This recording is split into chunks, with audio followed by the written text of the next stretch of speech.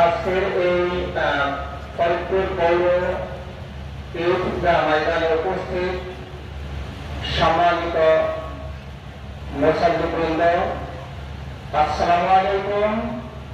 আপনাদের সকলকে পবিত্র ঈদ উল আজহার শুভেচ্ছা, ঈদ মোবারক। আজ ঈদ উল আজহার দিন আমরা সাধারণভাবে বলে থাকি কুরবানি ঈদ। আমরা জানি কুরবানি মানে ত্যাগ। আমরা এই ঈদকে শুধু পশুর গোশ খাওয়াতে যদি আমরা কোরবানি মনে করি আমাদের ভুল হবে।